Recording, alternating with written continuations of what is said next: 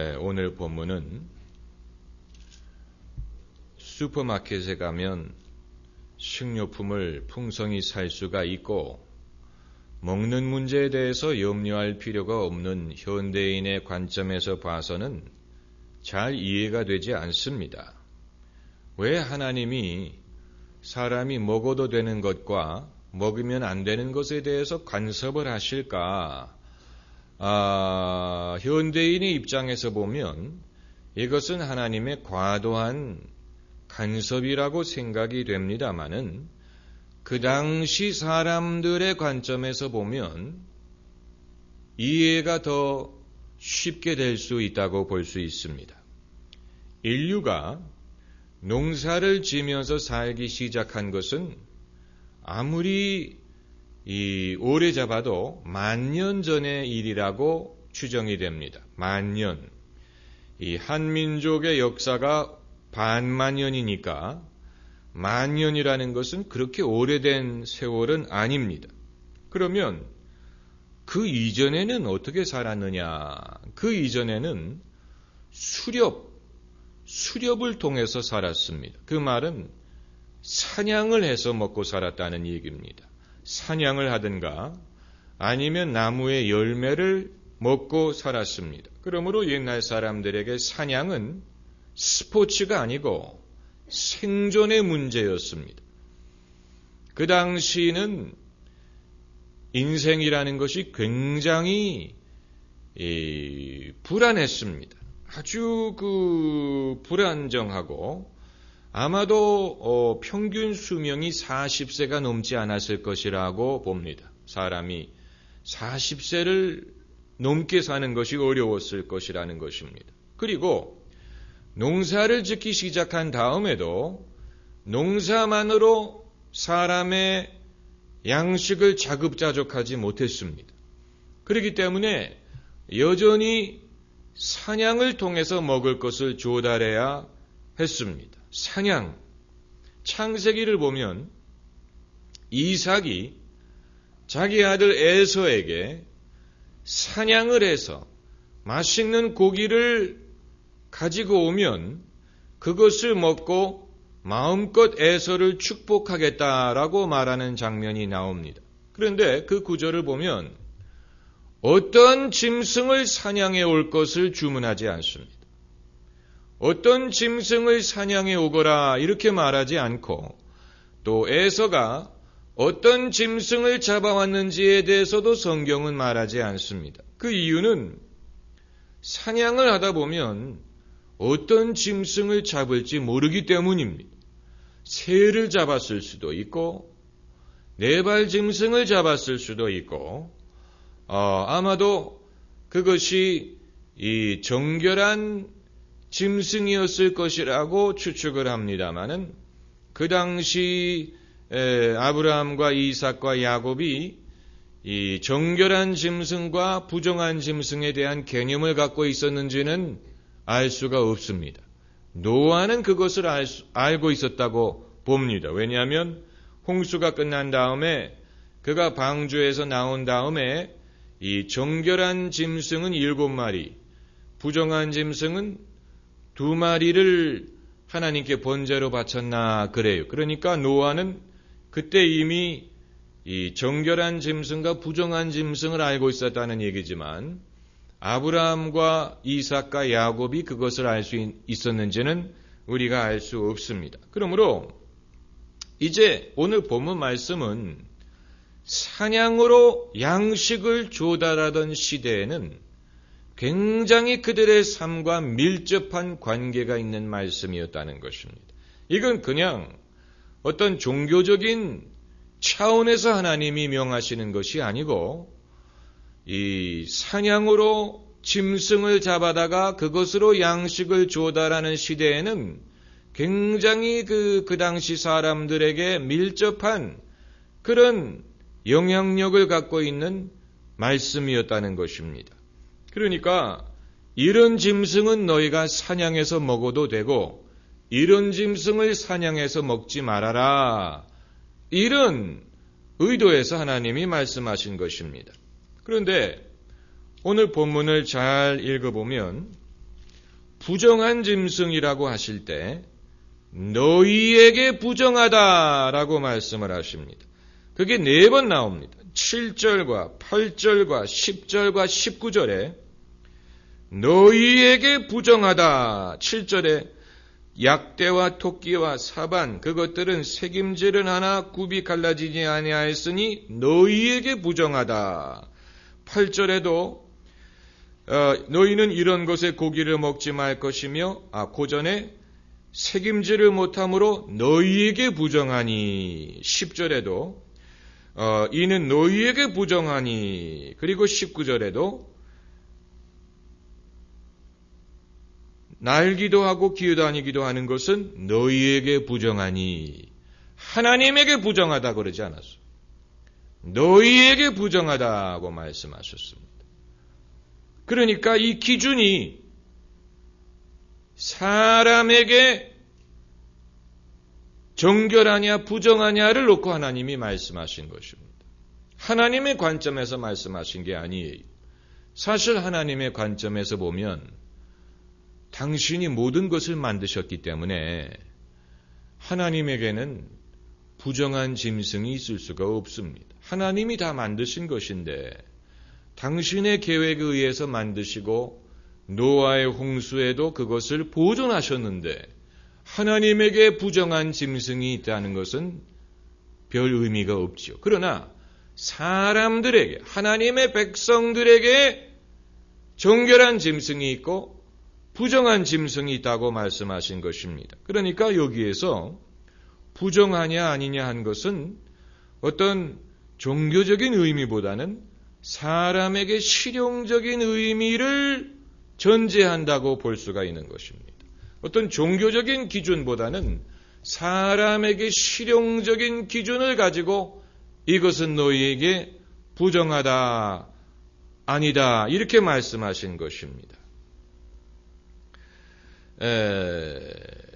우리가 오늘날 조류독감 또 광우병을 본 다음에는 이게 더 실감이 갑니다. 실감이 갑니다. 여러분 조류독감은 조류독감에 걸린 닭이든 오리든 그것을 폐사 처분하는 것 여러분 보셨을 것입니다. 아예 손도 대지 않습니다. 그래가지고 이 조류독감 바이러스가 발견된 지역에 몇십 킬로 반경 안에 있는 새는 다 폐사 처분하지요. 그리고 땅을 파가지고 아예 묻어버리는 것 여러분 보셨을 것입니다. 그러니까 사람에게 부정한 짐승이 생겼을 때 우리는 그냥 막연하게 몇천 년 전에 하나님의 말씀이라고만 생각을 할 수 있지만 오늘날 조류독감이라든가 광우병을 그 실체를 경험한 다음에 와, 이게 굉장히 무서운 것이 될 수 있구나. 이것을 이제 우리가 알게 되고 우리가 아무 고기나 먹을 수 있는 것이 아니구나. 사람이 먹어가지고 큰 화를 당할 수 있는 그것을 새삼스럽게 깨닫게 됐습니다. 그래서 8절에 그 사체도 만지지 말지니라는 말씀이 이해가 되는 것입니다. 옛날에는 바이러스나 박테리아는 것을 몰랐지요? 그런 개념이 없었습니다. 그러나 옛날 사람도 질병이 접촉을 통해서 전달된다는 것을 어렴풋이 알고 있었어요. 어떤 경로를 통해서 그것이 전염되는지는 몰랐지만 또 그 이유는 몰랐지만 그건 굉장히 최근에 발견한 것이지요. 이 병균이라는 것, 또 그래서 감염, 또 살균 이런 것을 우리가 알게 된 것이 아닙니까? 그러나 그 옛날에는 세균이라는 것을 사람들이 모르는 상황에서 그럼에도 병자와 접촉을 하게 되면 접촉한 사람도 병자가 된다는 것을 알고 있었습니다.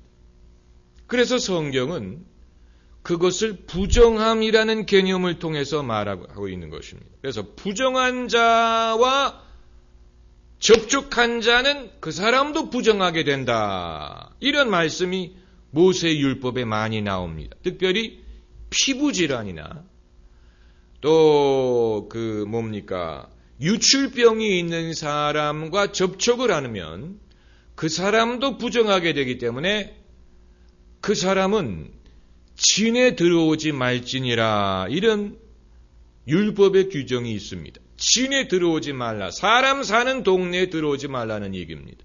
이것은 지금 생각하면 당연한 것입니다. 왜냐하면 그 사람이 감염이 되어 있기 때문에 사람 사는 동네로 들어오게 되면 남들도 그것을 옮을 수 있다. 그러나 그 당시에는 그것을 의학적으로는 설명하지 못했지만 사람들은 그 원리를 알고 있었습니다. 그래서 성경은 그것을 어떤 질병이라든가 감염이라든가 전염으로 설명하지는 않지만 부정함이라는 개념을 통해서 여기에 어떤 신앙적인 의미를 부여하고 그리고 사람들에게 이런 것을 모면하고 또 피할 수 있는 길을 가르쳐 준 것입니다. 참고로 하나님이 먹어도 된다고 말씀하시는 짐승들을 보면 그 특징이 뭡니까? 하나같이 초식동물이에요. 오늘 그 목록을 보면 너희가 먹을 만한 짐승은 이러하니 곧 소와 양과 염소와 사슴과 노루와 불그스름한 사슴과 산염소와 볼기흰 노루와 그건 창피한 이름인데 어느 누가 볼기흰 노루라고 불리고 싶겠습니까? 그러나 그게 이름입니다. 뿔긴 사슴과 사냥들, 무릇 짐승 중에 굽이 갈라져 쪽발도 되고 새김질도 하는 것은 너희가 먹을 것이니라. 이 모든 짐승들은 초식동물입니다. 새김질을 한다는 말은 초식동물이라는 얘기입니다. 왜 새김질을 하는지 아시지요? 이 맹수에게 사냥감이 될 수가 있기 때문에 빨리 풀을 뜯어서 첫 번째 위에다가 저장을 하고 그리고 어디로 갑니까? 안전한 곳으로 가서 이제 여유 있게 트름을 해서 그것을 다시 개운 다음에 우물우물 씹어가지고 다시 삼키는 그게 이 짐승들이 평화로운 짐승이라는 것을 말하는 다른 짐승을 사냥을 한다든가 이런 게 아니고 굉장히 그 평화로운 그런 풀을 먹는 짐승이기 때문에 새김질을 하는 것이고 그리고 굽이 갈라졌다는 말은 소가 굽이 갈라졌지요. 굽이 갈라졌다는 말은 빨리 뛸 수 없다는 얘기입니다. 빨리 뛸 수 없다는 얘기입니다. 짐승이 빨리 뛰는 짐승은 남을 사냥하는 짐승들입니다. 사자, 표범, 호랑이, 치타 이런 것은 굽이 있다고 생각을 해보세요. 이런 식으로 뛸 겁니다. 사냥을 하면서 사자가 팍 이렇게 뛰어야지 이렇게 뛴다고 해보세요. 사냥을 할 수 있겠습니까? 그러니까 새김질을 한다는 말과 굽이 있다는 말은 다른 짐승을 해치지 않는 평화로운 짐승이라는 뜻입니다. 반대로 먹어서는 안 되는 짐승은 그걸 말하고 있지는 않지만 굽이 없고 또 새김질하지 않는 그런 짐승은 특징이 뭐냐면 육식동물, 사자, 호랑이, 여우, 늑대, 뱀, 도롱뇽, 고양이 이런 건 다 뭡니까? 고기를 먹고 사는 짐승, 고기를 뜯어먹고 사냥을 하고 또 때로는 죽어있는 동물의 시체를 먹고 이런 짐승을 하나님은 너희에게 부정하다. 그것은 먹지 말아라. 이렇게 말씀을 하시는 것이고 그리고 여기에 새도 마찬가지입니다. 여기에 이제 그 정한 새는 너희가 먹으려니와 이런 것은 먹지 못할지니 독수리, 솔개, 아웅, 매, 새매, 매 종류, 까마귀 이런 새는 다 고기를 먹고 사냥을 하고 그런 동물이 그런 짐승이지요. 그러고 보면 오늘날 현대인들이 주로 먹는 고기와 하나님이 먹어도 좋다고 말씀하신 고기류가 거의 일치하는 것을 볼 수가 있습니다. 요즘에 슈퍼마켓에서 하마고기 팝니까? 안 팔지요? 또 기린 고기 드셔보신 적 있습니까? 기린. 아니면 여우고기 드셔보셨습니까? 그런 거 안 팔지요? 사람들이 안 먹습니다. 사람들이 주로 먹는 고기들은 돼지를 제외하고는 본문에서 하나님이 먹어도 된다고 말씀하신 그런 고기류만을 팔고 그것을 사람들이 주로 먹습니다. 그러니까 인류의 문명이 발전하면서 사람들이 스스로 옳고 타당성이 있다고 발견한 것들이 하나님이 애초에 말씀하신 것들과 일치한다는 것을 보여줍니다.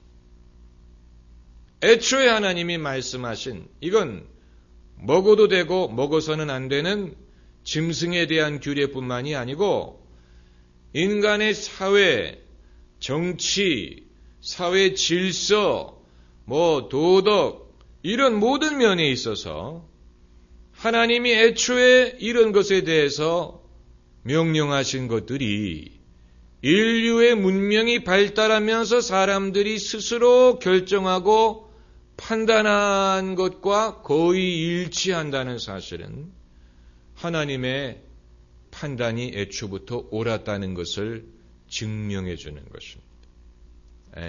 증명해 주는 것입니다. 우리 사회가 진보하고 발달할수록 무엇을 닮아가느냐? 성경에서 하나님이 이 이스라엘 백성들에게 명하신 그런 사회의 모습과 닮아간다는 그런 삶과 닮아간다는 것을 보여줍니다. 이것은 사람들이 성경을 읽고 우리가 이렇게 하자라고 해서 그렇게 된 게 아니고 사람들이 발전하고 시행착오를 겪어서 깨달음을 통해서 우리가 이런 식으로 가서는 안 되겠다. 이런 식으로 가자라고 한 결과가 그렇다는 얘기입니다. 그러니까 애초부터 하나님의 말씀이 옳았다는 것을 보여줍니다. 이제 문제는 돼지입니다. 돼지가. 왜냐하면 모세율법에서 돼지를 부정하다고 규정하고 있기 때문에 8절에 돼지는 굽은 갈라졌으나 책임지를 못함으로 그러니까 돼지가 남을 해칠 만큼 빠르지는 못하면서 그러면서도 평화롭지는 못하다는 얘기입니다. 그러니까 굽은 갈라졌는데 책임지를 안 한다는 얘기입니다. 그러니까 아예 소처럼 굽도 갈라지고 책임질도 하면 모르겠는데 돼지는 굽이 갈라져 있기 때문에 빨리 뛰어서 다른 짐승을 사냥하지는 못하면서 그러나 자신은 그렇게 평화로운 그런 짐승이 아니라는 얘기. 어떤 그 자체적인 모순을 갖고 있는 짐승이라는 것을 보여줍니다. 하나님은 그걸 별로 기뻐하지 않아요. 그래서 날기도 하고 무태서 기어다니는 것은 부정하다고 말씀하신 것입니다. 19절에 무릇 날기도 하고 기어다니기도 하는 것은 너희에게 부정하니. 그런 짐승이 뭡니까? 박쥐죠. 박쥐. 박쥐가 기어다니는 거 보셨습니까? 기어다닐 때는 그야말로 쥐와 똑같습니다.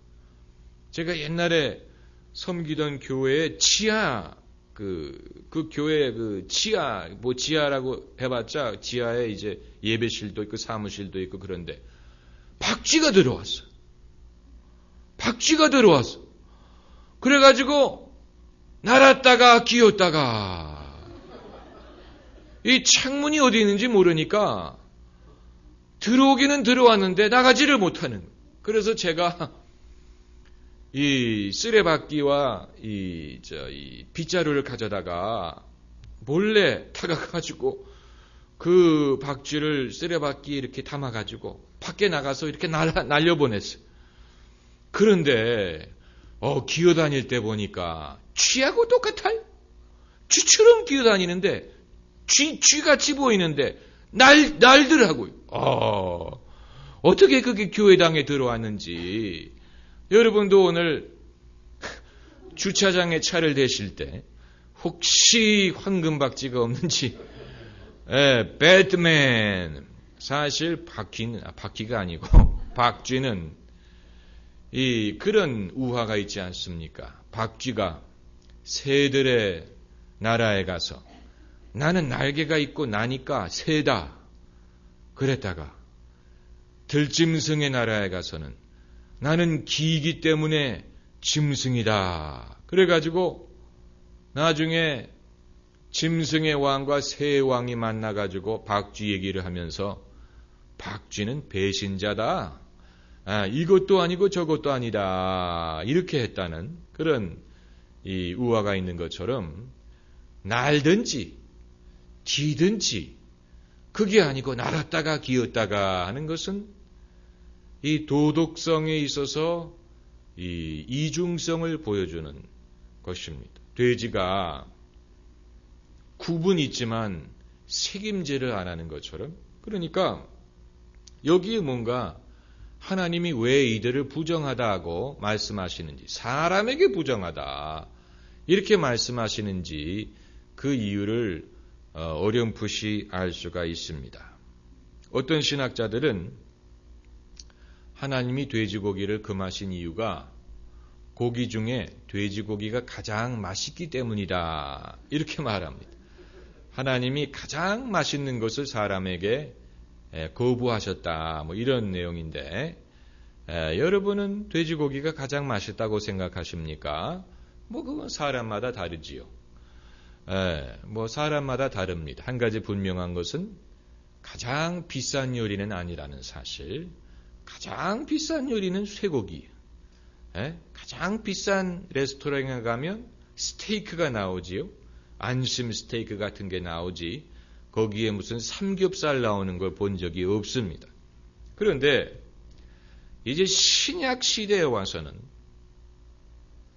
여기에 약간의 변화가 일어났습니다. 우리 마가복음 7장 19절을 찾아보겠습니다. 마가복음 7장 19절.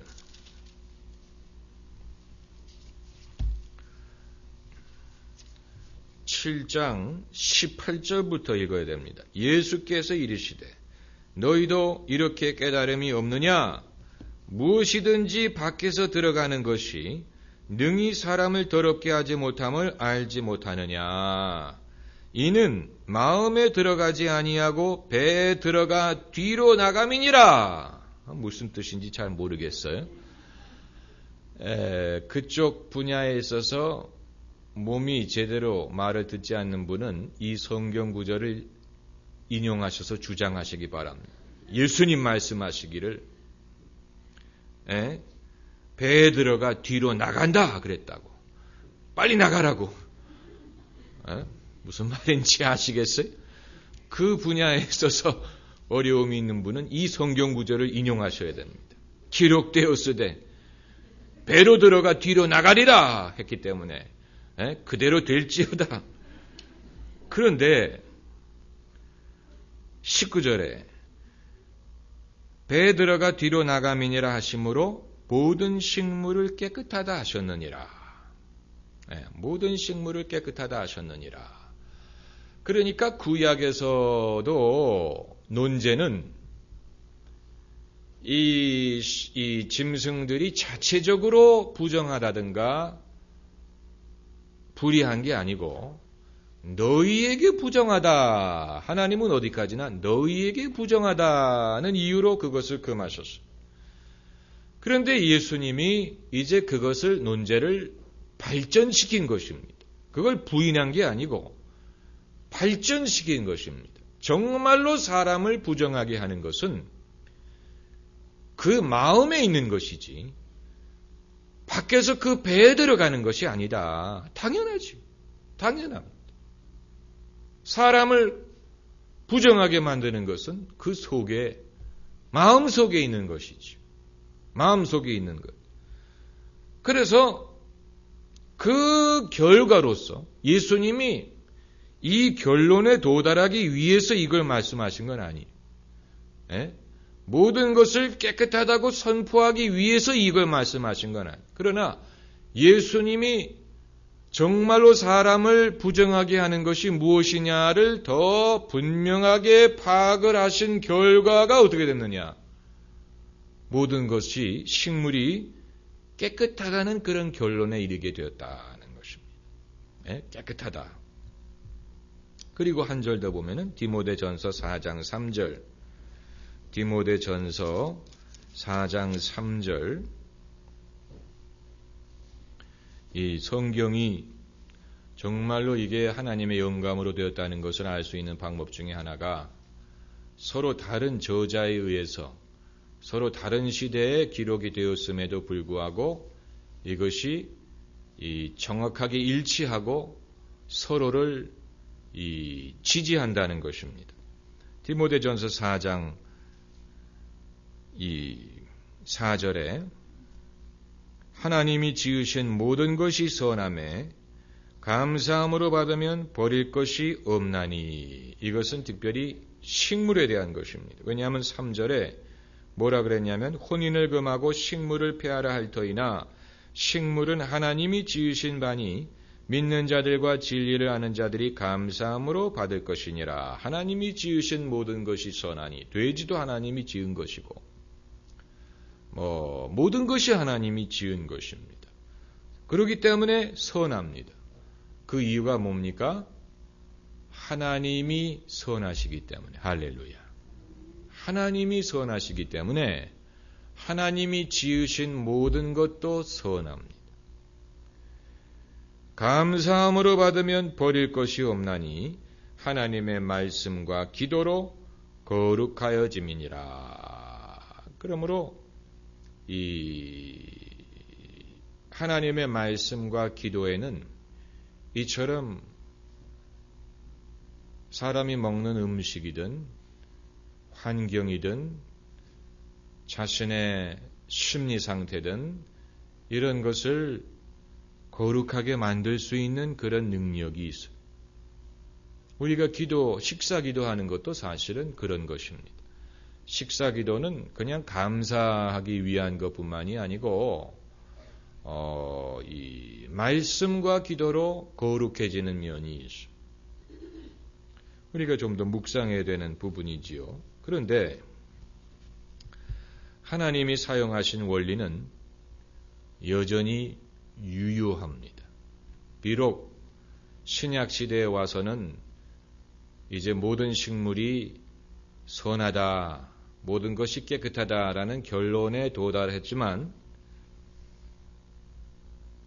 이 하나님이 왜 애초에 부정한 것을 규정하셨는가 하는 원리는 여전히 우리에게 유용합니다. 그건 뭐냐면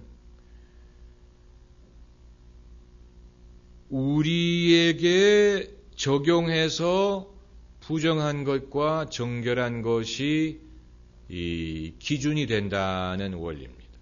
우리에게 적용을 해서 너희에게 부정하니라 라고 말씀하셨기 때문에 그래서 하나님이 금하시는 이유가 우리에게 부정하기 때문이다. 우리에게 옳지 않기 때문이다 라는 것입니다. 그러므로 만일 옳고 옳지 않은 이유를 우리가 찾기 위해서 사람의 범위 밖으로 나가야 된다면 그 말은 하나님이 그렇게 말씀하셨기 때문이다. 이렇게밖에는 말할 수 없다면 모든 사람이 거기에 수긍하지는 않을 것입니다. 우리가 옳고 옳지 않은 것에 기준을 찾기 위해서 하나님이 그렇게 명하셨기 때문에 이것은 옳고 이것은 옳지 않다. 이렇게밖에 말할 수 없다면 믿는 사람은 수긍하지만 안 믿는 사람은 그건 당신 얘기고 그건 당신이 믿기 때문에 그런 것이고 나는 안 믿기 때문에 나는 수긍할 수 없다. 이렇게 하면 끝나는 것입니다. 그렇게 하면 끝나는 것입니다. 그러나 옳고 옳지 않은 것의 기준이 사람에게 적용했을 때 굳이 하나님을 언급하지 않아도 사람이 수긍할 수 있는 것이라면 하나님을 믿지 않는 사람도 동의할 수밖에 없다는 얘기입니다.